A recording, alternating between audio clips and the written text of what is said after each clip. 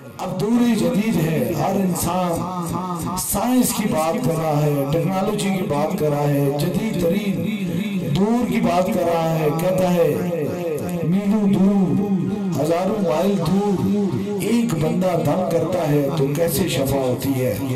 وہ کہتے ہیں کہ ہم بھی کوشش کر چکے ہیں، ہم نے بھی پوری کوشش کی، ہم نے تو بڑے قریب سے ہو کر لوگوں کو گھنٹہ گھنٹہ پڑھائی کرنے کے باوجود بھی کسی کے سر کا درد ٹھیک نہیں ہو سکا، لیکن یہ وجہ کیا ہے کہ دربار عالیہ بلاوڑہ شریف سے ہزاروں اور لاکھوں لوگوں کو ایک بھوک لگتی ہے، ایک دم ہوتا ہے تو وہ شفا پا جاتے ہیں۔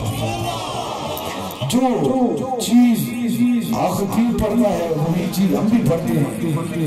میں بڑی خوبصورت بات بتاتا ہوں، پڑھائی تو برابر ہوتی ہے، اللہ کے قرآن کے اندر ہر انسان کے لیے شفا ہوتی ہے، لیکن میں بڑے دعوے، بڑے ارادے اور بڑے یقین سے کہتا ہوں، آپ نے دیکھا ہوگا کہ میرے سامنے پھول ہے، میں نے مثال دے رہا پھول ہے، اور پھولوں پر کچھ بھنورے ہوتے ہیں جو پھولوں کے اوپر گھومتے پھرتے ہیں اور پھولوں کے اندر جو رس ہے اسے چوستے رہتے ہیں، اور انہی بھنوروں کی بالمشابہت ایک اور بھنورا ہوتا ہے، ایک اور بھنورا ہوتا ہے جو پھولوں پر نہیں ہوتا بلکہ وہ جہاں گوبر پڑا ہوتا ہے اس کے اوپر گھومتا رہتا ہے، اور وہ چھوٹی چھوٹی گوبر کی گول گول گولیاں بنا کر اپنے منہ میں رکھتا رہتا ہے، اور دیکھنے میں بالکل شکل سے برابر نظر آتے ہیں۔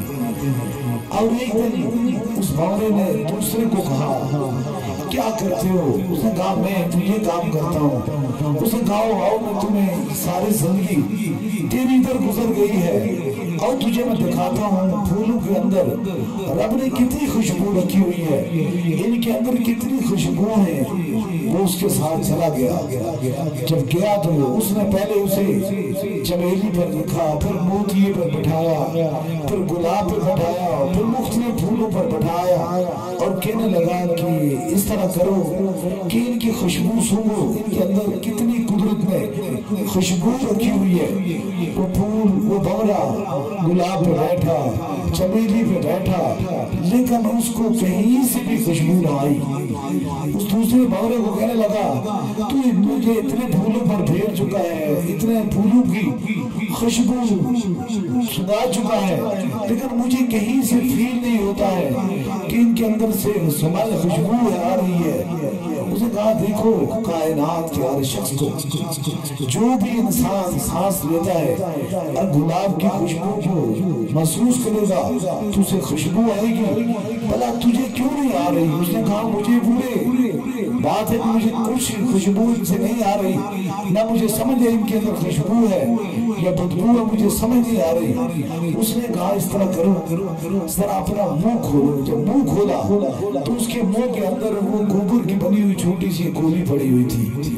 اس نے کہا کہ تجھے خوشبو آنے کی وجہ کیا ہے؟ نہیں ہے، مجھے سمجھ آ گئی، پھولوں کے اندر خوشبو کی کمی نہیں ہے، لیکن جو تیرے منہ کے اندر چھوٹی سی گوبر کی گولی پڑی ہوئی ہے یہ بدبو والی ہے، جب تک اپنے منہ سے یہ تو نہیں پھینکے گا اس وقت تجھے کسی پھول کی خوشبو نہیں آئے گی۔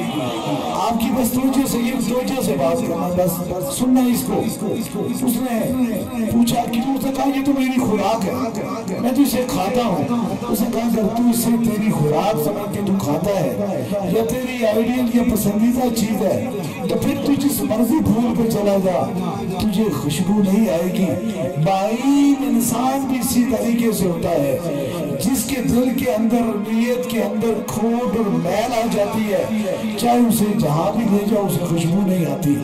خوشبو اسی کو آتی ہے جس کا ارادہ بھی سچا ہوتا ہے اور نیت بھی اچھی ہوتی ہے۔ اس لیے میں پیغام دے رہا ہوں بہت سارے لوگوں کو، آپ کے سوالوں، آپ کو بہت سارے لوگ سوال کرتے ہوں گے، بہت سارے جوابات دینے پڑتے ہوں گے، صرف ایک ہی سوال اور ایک ہی جواب ہے، جب تک انسان کی نیت یا دل اچھا یا خوبصورت نہیں ہوتا ہے اس وقت اسے جہاں کہیں بھی لے جاؤ اس کو فیض نہیں ہوتا ہے. اور جب انسان اپنا ارادہ سچا کر لیتا ہے تو یقین کیجئے ارادہ کرتا ہے تو خدا اس پہ مہربان اور راضی ہو جاتا ہے.